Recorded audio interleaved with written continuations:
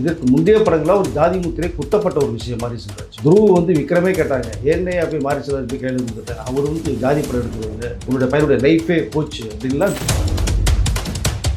கண்ணா பின்னான்னு வெற்றி அது படம். மாரி செல்வராஜுடைய ரேஞ்ச் இப்போ வேற மாதிரி ஆயிடுச்சு. இந்த படத்தின் மூலமாக ஜாதி படம் தான் எடுக்கிறது அந்த முத்திரை கிழிச்சிருக்க படத்தோட வெற்றி தடுக்க முடியும். இதை தான் இன்னைக்கு இருக்கிறவங்களுக்கு வந்து பிடிக்கல, இதை ஜாதியை வச்சு அடிக்கணும்னு சொல்லி மாரி செல்வராஜ் அடிச்சு. இந்த படம் ஃபேமிலி ஆடியன்ஸுக்கு பிடிக்கல. 2Ks கிட்ஸு ஜென்சி கிட்ஸுங்களுக்கு மட்டும்தான் பிடிச்சிருக்கு. அவங்களே நீ எத்தனை படம் பண்ணுவீங்க? ஏற்கனவே கெட்டு குட்டிச்சோரை போய் கிடக்குது. இந்த பொண்ணுங்களும் பசங்களும் 18 வயசு ஆகிட்டாலே இந்த பொண்ணுங்களும் பசங்களும் அநியாயமாக பண்ணிட்டு இருக்காங்க. ஸோ 18லேருந்து 23 வயசு வரைக்கும் உள்ள அந்த 5 வயசு பசங்களுக்கு வீடு மாதிரி படங்கள்லாம் தயவுசெய்து குழி தோண்டி புதைக்கணும்னு நான் சொல்கிறேன். நான் சீர்கேடான ஒரு படம். வீடு மாதிரி படங்கள் சத்தியமாக வரவே கூடாது. பைசன் மாதிரி படங்கள் நிறைய வரணும். பைசனுக்கு மிகப்பெரிய ஒரு தேசிய விருது கண்டிப்பாக கொடுக்கணுங்கிறது இந்த நேரத்தில் நான் பதிவு. தனுஷோ சிம்போ சிவகார்த்தியனோ இன்றைய இருக்கிற அடுத்த ஸ்டார் கேட்டகரியில் தாண்டி போய் தனுஷ் இப்போ இவர் நிற்கிற பிரதிபலன் நிற்கிறாரு. அந்த டைரக்டர் என்ன சொல்கிறேன், எனக்கு தியேட்டர்ஸ் சரியான தியேட்டர் கிடைக்கல, கொடுக்கல எனக்கு, அதனால் மக்கள்கிட்ட போய் இந்த படம் போய் ரீச் ஆகலை. பைசனை ரஜினி சார் வந்து பார்த்து கிட்டத்தட்ட ஒரு 10 நிமிடங்களுக்கு மேலே மாரி செல்வராஜ்கிட்ட ஃபோனில் பேசி இந்த மாதிரி படங்கள் கண்டிப்பாக வரணும், துருவுடைய உழைப்பு இப்போ வந்து என்னை பிரமிக்குது அப்படிங்கிற மாதிரி அவர் சொல்லி. ஆல்ரெடி ரஜினி சாரும் மாரி செல்வராஜும் இதுக்கு முன்னாடியே சந்திச்சிருக்காங்க.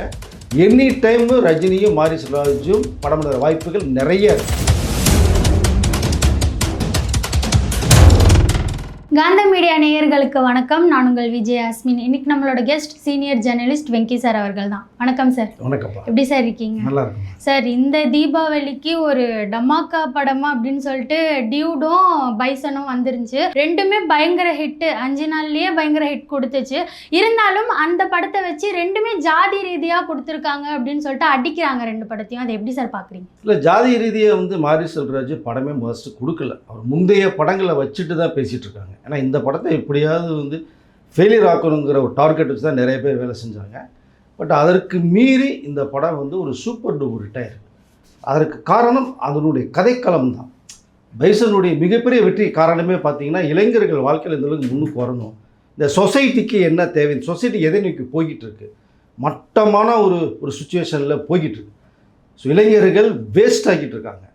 அதெல்லாம் கிடையாது, இந்த இளைஞர்களுக்கு வேறொரு வாழ்க்கை இருக்குது அப்படின்னு அவனுடைய உள்ளத்துக்குள்ளே என்ன இருக்குங்கிறத ஃபஸ்ட்டு தெரிஞ்சுக்கங்க. பேரண்ட்ஸும் சொசைட்டியே தெரிஞ்சுக்கணும். தெரிஞ்சு அவனுடைய வாழ்க்கைக்கு ஒரு வழிகாட்டி இருக்கணும் அப்படிங்கிற அழகான ஒரு கதையை தான் எடுத்திருக்கேன். படம் பார்த்தீங்கன்னாலே இன்றைய இளைஞர்களுக்கெல்லாம் பெரிய உந்துதலாக இருக்குது அந்த படம் பைசன். ஸோ தீபாவளிக்கு பிறகு இந்த ஃபேமிலி உள்ளே போங்கன்னு சொன்னேன். நான் இதை வசூல் ரீதியாக மிகப்பெரிய வெற்றி அடைந்து சொன்னேன். பட் இதில் வந்து வசூல் ரீதியாக ஆட்டோமேட்டிக்காக வெற்றி அடைந்து வேறு விஷயமா இருந்தால் கூட ஒரு நல்ல கதைக்களத்தோட மக்களுக்கு நான் கொடுக்கணும் அப்படின்னு தான் மாரி செல்வராஜ் சொன்னார். நீ முந்தைய படங்களே எடுத்துக்கிட்டிங்கன்னா அதில் வந்து ஒரு மெசேஜ் ரொம்ப அழுத்தமாக இருக்கும். உதயநிதி அவர்களுடைய கடைசி படமான மாமன்னன் கூட பார்த்திங்கன்னா கதைக்களம் அருமையாக இருக்கும். பட் இதற்கு முந்தைய படங்களாக ஒரு ஜாதி முத்திரை குத்தப்பட்ட ஒரு விஷயம் மாரி செல்வராஜ். பட் அதுக்கு மீறி தான் அவர் பண்ணியிருக்கார். சமூகத்தில் என்ன நடக்குது அதை எடுத்து மக்களுக்கு காட்டணும். அவர்களுடைய அந்த வழி இன்றைக்கி சிட்டியில் இருக்கிறவங்களுக்கும் நிறைய பேருக்கு தெரியாமல் இருக்குது. அந்த வழியை உணர்த்தணுங்கிறது என்னுடைய குறிக்கோள் அப்படின்னு தான் நிறைய படம், இந்த 4 படமும் காமிச்சார். இது 5வது படம். இந்த ஸ்டாம்பை வந்து கிளிக்கணும்னு சொல்லி தான் மாரி செல்வராஜ் இப்படி ஒரு கதைக்களத்தை எடுத்தார்.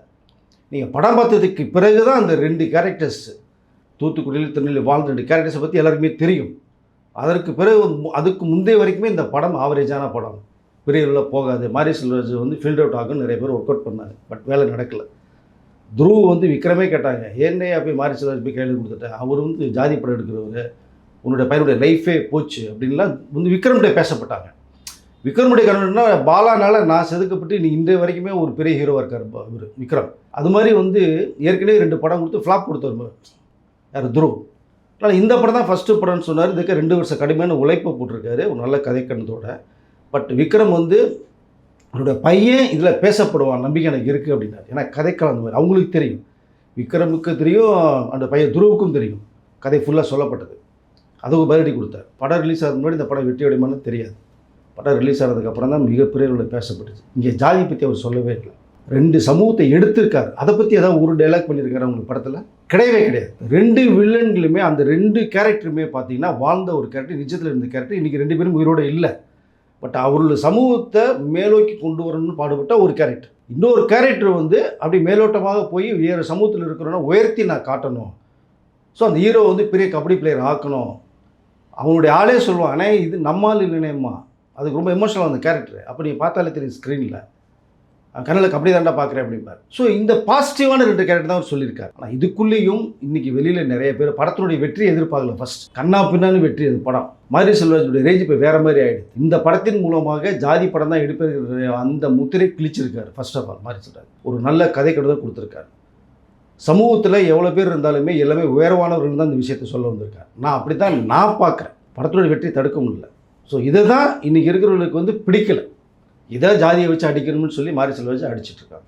சார் அதை தாண்டி டியூட் படம் வந்து ஒரு தமிழ் கலாச்சாரத்தை வந்து உடைக்கிற மாதிரி இருக்குன்னு சொல்லிட்டு ஒரு படமாக வந்திருக்குன்னு சொல்லியிருக்காங்க. பைசைனில் வந்து நல்ல கதைகளை சொல்லியிருக்காங்க. இப்போ நீங்கள் சொன்ன மாதிரி நிறைய விஷயங்களை பதிச்சிருக்காங்க. இந்த டியூட் படம் வந்து தமிழ் கலாச்சாரத்தை அழிக்கிற மாதிரி வந்திருக்குன்னு சொல்கிறாங்க. ஆனால் கலெக்ஷன் வைஸ் பார்த்தீங்கன்னா டியூட் தான் அதிகமாக அடிச்சிருக்கு. அதை எப்படி சார் பார்க்குறீங்க? அழிக்கிறது மாதிரியும் எடுத்துக்க வேணாம், அழிக்கிற படம் தான் அது டியூட். இன்றைய இளைஞர்கள் வந்து அதாவது லவ்வுக்குள்ளே போங்க, லவ் படம் எடுங்க, ஒன்றும் தவறு கிடையாது. அதுக்குடைய முடிவு ஒரு தீர்வாக இருக்கணும். அந்த விஷயத்தை தான் நம்ம கன்வே பண்ணணும். பணம்ங்கிறது வந்து வசூல் ரீதியாக டியூடு மிகப்பெரிய உள்ள வசூல், அதை மறுப்பது இருக்குல்ல. அது காரணம் பிரதீப் முந்தைய 3 படங்களுடைய மிகப்பெரிய வெற்றி தான் காரணம். அதை நம்பி தான் ஆடியன்ஸு இந்த 2K கிட்ஸ் இன்றைக்கி அதை இந்த 2K இப்போ அதாவது ஜென்ரேஷனை மாறுது. 75ல் ஒரு இது சொன்னாங்க. ஸோ 2000க்கு அப்புறம் பார்த்தீங்கன்னா 2K கிட்ஸ்னாங்க. இப்போ 2025 பார்த்தீங்கன்னா ஜென்சி கிட்டுன்றாங்க. இந்த வார்த்தையிலே மாறுது. அப்படிங்கும்போது இந்த கிட்ஸை வந்து பிரதீப் ரங்கநாதன் முந்தைய படங்களில் அவங்க ஒரு ஃபேன் பாயாக மாறினாங்க. நீ பிரதீப் ரங்கநாதன் என்னென்னா பணத்துக்காகவோ டைரக்டரோ ப்ரொடியூசரோ பண்ணுங்கிறது வந்து மட்டமான ஒரு செயல். பணம் வந்து நல்ல ஒரு டீம் இருக்குது, கெட்ட ஒரு டீம் இருக்குது, ரவுடிஸ் டீம் இருக்குது, கொலகாரன் டீம் இருக்குது, இல்லையா கொலகாரன் டீம் இருக்குது. அது முக்கியம் இல்லை. பணம் எப்படினாலும் சம்பாதிக்கலாம். நீங்கள் ஹீரோ வந்து ஒரு மெசேஜ் கொடுக்குறது மாதிரி போகணும். நீ மெசேஜ்னா ஃபுல்லாக டாக்குமெண்ட்ரி மாதிரி மெசேஜ் நீங்கள் சொல்ல வேண்டிய அவசியமே இல்லை. ஒரு கண்டென்ட் எடுத்தீங்கன்னா அதுக்குள்ளே வந்து இறுதியான தீர்ப்பு நீ கிளைமாக்ஸில் வைக்கணும். இதில் என்ன நீங்கள் பண்ணியிருக்கீங்க படத்தில்? சமூக சீர்கேடு தான் டியூடு. வசூல் ரீதியாக கிட்டத்தட்ட ஒரு 90 கோடியை தாண்டிருச்சு. அது வேறு விஷயம். அது ஆகும். ஏன்னா முந்தைய படம் மிகப்பெரிய வெற்றியாக இருக்குது. அதனால் அந்த ஆடியன்ஸ் உள்ளுக்குள்ளே போகிறான். இந்த படம் ஃபேமிலி ஆடியன்ஸுக்கு பிடிக்கலை. அந்த 2K கிட்ஸு ஜென்சி கிட்டுங்களுக்கு மட்டும்தான் பிடிச்சிருக்கு. அவங்கள நீ எத்தனை படம் பண்ணுவீங்க?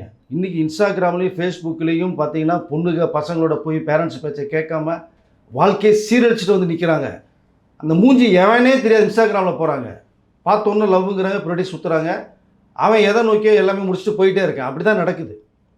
இந்த படமும் பார்த்தீங்கன்னா அந்த கீர்த்தி டைரக்டர் வந்து சுதா குரோட அசிஸ்டண்டாக இருந்தவர். மிகப்பெரிய டைரக்டர் சுதா குங்கரா. எத்தனை படங்களை கொடுத்துருக்காங்க அவங்க. ஸோ இப்போ வரக்கூடிய இந்த பராசக்தி படமே ஒரு மெசேஜ் கண்டென்ட் உள்ள படம். 1965 நடந்த படத்தை தான் எடுத்திருக்காங்க. நீ அவர்கிட்ட ஒரு ஒர்க் பண்ணிவிட்டு ஒரு அசிஸ்டண்டாக வந்துட்டு அவங்க பேரே கெடுத்தது மாதிரி ஆகிடுச்சு. இப்போ அவர் இதில் வந்து தயாரிப்பாளர் பல கோடியில் போட்டு நீங்கள் படம் எடுக்கிறீங்க. ஒரு நல்ல கதை, சமூகத்துக்கு தேவையான கதையை எடுக்க மாட்டாங்களா அவங்க மைத்ரி மேக்கர்ஸு? அதுவும் வந்து மிகப்பெரிய தவறான செயல். அவர் 2 பேரை விட்டுருங்க. ஒரு டைரக்டர் ஃபஸ்ட்டு படம் வாழ்க்கை கிடைக்கணும், ஒரு ஹீரோ வச்சு படம் பண்ணுறாருன்னு போகிறாரு. ஒரு ப்ரொடியூசர் நான் போட்ட படத்தை ஒன்றை வச்சா எடுப்பேன்னு அவர் போகிறாரு. ஹீரோ நீங்கள் வந்து இன்றைக்கி வந்து 3 படம் கொடுத்து மிகப்பெரிய பேசப்பட்ட ஒரு ஹீரோங்கும் போது உங்களை நம்பி இளைஞர்கள் நிறைய பேர் ஃபேன்ஸ் இருக்காங்கன்னா அவங்களுக்கு ஒரு வழிகாட்டுதலாக இருக்கணும். சமூகத்துக்கு மிகப்பெரிய ஒரு சீர்கேடான ஒரு படம். ஏற்கனவே கெட்டு குட்டிச்சோரை போய் கிடக்குது. இந்த பொண்ணுங்களும் பசங்களும் 18 வயசு ஆகிட்டாலே இந்த பொண்ணுங்களும் பசங்களும் அநியாயமாக பண்ணிகிட்டு இருக்காங்க. ஸோ 18லேருந்து 23 வயசு வரைக்கும் உள்ள அந்த 5 வயசு பசங்களுக்கு ஒன்றுமே தெரியாது. உலகம் தெரியாது. இவன் நல்லவனா கெட்டவனான்னு தெரியாது. பேரண்ட்ஸ் சொல்கிறத அவங்க கேட்கவும் மாட்டாங்க. ஒரு இன்ஃபாஸ்டுவேஷனில் போய் லாக் ஆகுறாங்க. லாக் எத்தனை பேருடைய வாழ்க்கை சீரழிஞ்சிருக்கு. எத்தனை பேர் சூசைட் பண்ணிட்டாங்க. பொண்ணு சரியில்லாம தவற பண்ணி சூசைட் பண்ண எத்தனை பேரண்ட்ஸ் இருக்காங்க. ஸோ பசங்க தம் அடித்து தண்ணி அடித்து கஞ்சா அடித்து வீண போகிற எத்தனை பசங்க இருக்காங்க. இவருக்கெல்லாம் ஒரு வழிகாட்டுதல் ஒரு படம் வேணும். அந்த படம் தான் பைசன். பைசனை நீங்கள் எடுத்துக்கிட்டிங்கன்னா ஒரு இதுலையாவது தவறான விஷயத்தை சொல்லியிருக்காரா? ஜாதியை பற்றி பேசியிருக்காரா? ஒன்றுமே கிடையாது. நீட்டாக பண்ணியிருக்கார் படம். இந்த படங்கள் தான் தேவை. நீங்கள் டியூடு மாதிரி படங்கள்லாம் தயவுசெய்து குழி தோண்டி புதைக்கணும்னு நான் சொல்கிறேன். நான் இந்த சீர்கேடான ஒரு படம். வசூலாக 100 கோடி தாண்டும், 120 கோடி தாண்டும், அதெல்லாம் வேறு விஷயம். ஆனால் பல பேருடைய வாழ்க்கை சீரழிந்த மாதிரி ஒரு கண்டென்ட்டில் எடுத்துருக்கீங்க நீங்கள். இன்னொன்று கேட்டால் என்ன தெரியுமா சொல்லுவாங்க? சமூகத்தில் நடக்கிறதான படம் எடுத்திருக்கேன்னு சொல்லுவாங்க. ஓகே, நடக்கிறத எடுத்திருக்கீங்க. அதுக்கு நீங்கள் நடக்கிறத ஒரு தீர்வு வசூல் இப்படி இருக்கக்கூடாதுங்கிற விஷயத்த நீங்கள் சொல்ல ஒன்று. நீங்கள் அப்படி சொல்லலைங்க. டியூடு மாதிரி படங்கள் சத்தியமாக வரவே கூடாது. பைசன் மாதிரி படங்கள் நிறைய வரணும். அதுதான் எண்ணம். அதை என்னுடைய கருத்து நான் நினைக்கிறேன். இந்த பைசனுக்கு மிகப்பெரிய ஒரு ஒரு ஒரு தேசிய விருது கண்டிப்பாக கொடுக்கணுங்கிறது இந்த நேரத்தில் நான் பதிவு பண்ணுவேன். இதே மாதிரி பெரிய பெரிய ஆக்டர்ஸோட படங்களே பண்டிகை டைமில் ரிலீஸ் ஆனால் அது வந்து பெருசாக போக மாட்டேங்குது. இப்போ பிரதீப் ரங்கனா ரீசெண்டாக ரிலீஸ் ஆன மதராசி படம் கூட இருக்கட்டும், 5 நாளில் 30 கோடியோ 35 கோடியோ அந்த மாதிரி தான் தாண்டுச்சு. இப்போ பிரதீப் ரங்கநாத் இப்போ வந்து ஒரு 3 படத்தில் 100 கோடி எல்லாமே பிளாக் பஸ்டர் படமாக கொடுக்குறாரு. இதுக்கான காரணம் என்னவா சார்? இல்லை, அவர் இப்போ எல்லாத்துக்கும் விலைகளில் பிடிக்கிறது மாதிரியான சில விஷயங்கள் அவருடைய ஆக்டிவ் பெர்ஃபார்மன்ஸில் ரொம்ப கேஷுவலாக பண்ணுறார். அதுதான் காரணம். முந்தைய படங்கள் வந்து எல்லாமே ஹிட் ஆச்சு, 100-150 கோடியை தாண்டிச்சுங்கிறது வேறு ஒரு கண்ணோட்டம் தான். பட் இவரெல்லாம் பார்த்தீங்கன்னா தனுஷோ, சிம்போ, சிவகார்த்தியனோ இன்றைய இருக்கிற அடுத்த ஸ்டார் கேட்டகரியில் தாண்டி போய் தனுஷ் இப்போ இவர் நிற்கிற பிரதிபலன் நிற்கிறார். இப்போ இந்த படம் கிட்டத்தட்ட ஒரு 150 கோடி வரைக்கும் தொடுங்கிறது என்னுடைய கணிப்பு தான். பட் ஆனால் உங்கள் மேலே வந்து இந்த ஜென்சி கிட்ஸ் ஒரு நம்பிக்கை வச்சுருக்காங்க அப்படின்னா நீங்கள் வந்து நல்ல சமூகத்துக்கு தேவையான படங்களை கொடுத்து நீங்கள் அவர்களுக்கு வந்து ஒரு வழிகாட்டியாக இருக்கணுங்கிறத நான் சொல்ல விரும்புகிறேன். நான் அதனால் பிரதிபலன் நல்ல ஆக்டர் தான், இதுலேயும் நல்லா பண்ணியிருக்காரு, கொடுத்த கேரக்டராக பண்ணியிருக்காரு. பட் அவர் பேசிக் ஒரு டைரக்டர், ஸ்கிரிப்ட் ரைட்டர். இப்போ அந்த ஸ்கிரிப்ட் வந்து அதாவது நமக்கு பின்னாடி இருக்க அத்தனை ஃபேன் பாய்க்கும் இது ப்ளஸ்ஸாக இருக்குமா மைனஸாக இருக்குங்கிறது அவர் டிசைட் பண்ணணும். இப்போ தீபாவளி வந்த படங்களில் வந்து இந்த மொத்தம் 4 படம் வந்துச்சு, 2 படம் ஆவரேஜ் தான், 2 படம் இப்போ ஹிட்டு. பைசன் மாதிரி படங்கள் நிறையா வரணுங்கிறது தான் என்னுடைய கருத்து கணிப்பு. சார், இதை தாண்டி மாரி செல்வராஜ்க்கு வந்து நிறைய இந்த பைசன் மூலயமா நிறைய ஆப்பர்ச்சுனிட்டிஸ் வரும். அவர் வந்து ரஜினி சார் வந்து என்ன கதையை கேட்க கூப்பிடுவாரா அப்படின்னு சொல்லிட்டு ஒரு ஆசையில் இருக்கார். இவர் வந்து அரசியல் படமாக தான் எடுத்துகிட்டு இருக்காரு மாரி செல்வராஜ். இதன் காரணமாக ரஜினி சார் வந்து அக்செப்ட் பண்ணுவாரா? அவர் அரசியல் படம்னு ஒரு பெருசாக எடுக்கல, சமூகத்தில் இருக்கிற சம்பவங்களை அடிப்படையாக வச்சு தான் ஒரு படம் எடுத்துகிட்டு இருக்காரு.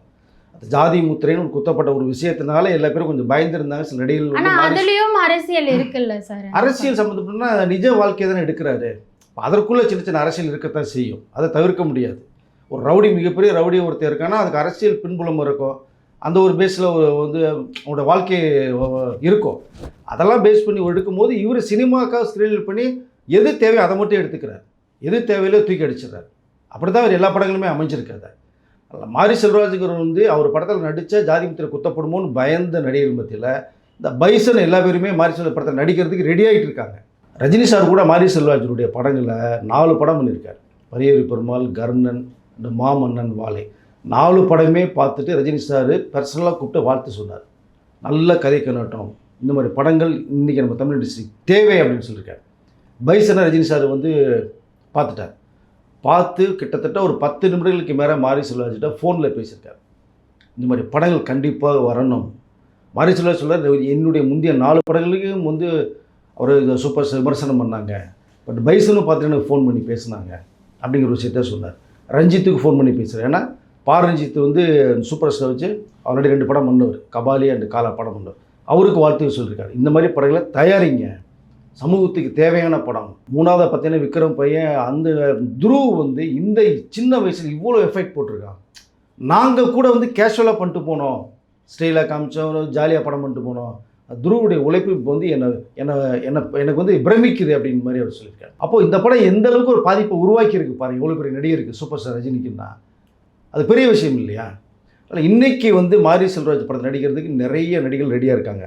ஆல்ரெடி ரஜினி சாரும் மாரி செல்வராஜும் இதுக்கு முன்னாடியே சந்திச்சிருக்காங்க, பேசியிருக்காங்க. ஒரு கதை, நல்ல கதை ரஜினி சார் கிட்ட கிடைச்சோன்னு படம் பண்ணணும்னு அவரும் சொல்லியிருக்காரு. எனி டைமு ரஜினியும் மாரி செல்வராஜும் படம் பண்ணுற வாய்ப்புகள் நிறைய இருக்குது. அது அரசியல் படமாக இருக்காது, ஜாதி படமாக இருக்காது, சமூகத்துக்கு தேவையான ஒரு படமாக ரஜினி சார் வச்சு நான் பண்ணணும்னு விரும்புகிறேன். ஏன்னா ஒரு நடிகர்கிட்ட நடிப்பு திறமை நிறையா இருக்கும். சும்மா கமர்ஷியலு கேஷுவல்னு போய் ஒரு மாசாக காமிச்சிட்டு போயிட்டுருக்காங்க எல்லா பேருமே. பட் மாரி செல்வராஜில் நடித்தாங்கனால் எந்த நடிகருமே அவங்ககிட்ட இருக்கிற உள்ளுக்குள்ளே ஒருத்தர் எப்போவுமே இருப்பான், நடிகன் இருப்பான், அவனை வெளியே கொண்டு வருவார். பட் யதார்த்தம் இருக்கும் மாரி செல்வராஜ் படத்தில், ரொம்ப கேஷுவலாக இருக்கும், உண்மை இருக்கும். அதுதான் அவருடைய ஸ்பெஷாலிட்டின்னே சொல்லலாம் நம்ம. அது ஸோ கூடிய சீக்கிரம் மாரி செல்வராஜ் படத்தில் ரஜினி சார் நடிக்கிற வாய்ப்புகள் நிறையா இருக்குது. இதை தாண்டி டீசல்னு அப்படின்னு ஒரு படம் வந்துருந்துச்சு, அது ஃப்ளாப் ஆனதுக்கு காரணம் என்ன? இல்லை, அது பார்க்கலாம், ஒரு தடவை பார்க்கலாம் டீசலு. பட் பார்த்த கதை அது இந்த 2 படத்தினுடைய அதை வந்து மிகப்பெரிய ஒரு வெற்றியில் வந்து அந்த படம் வந்து காணாமல் போயிடுச்சு, நான் அப்படி தான் சொல்ல முடியும். பட் நல்ல படம் தான் அதுவும்.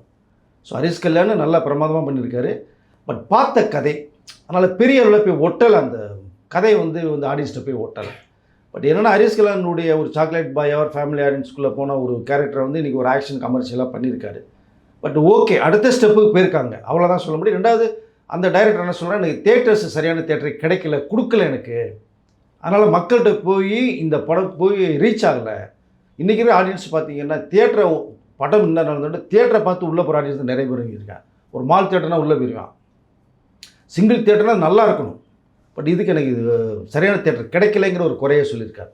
பட் அதுவும் சுமாரான படம் தான், ஒன்றும் பெரிய அளவில் இல்லை. பட் ஹரிஸ்கெல்லாம் நல்லா பண்ணியிருக்காரு. ஒரு தடவை பார்க்க வேண்டிய படம். இந்த 2 படங்கள் மத்தியில் காண போச்சு. அவ்வளோ. சினிமா சம்மந்தப்பட்ட நிறைய விஷயங்களை பகிர்ந்ததுக்கு நன்றி சார். நன்றி.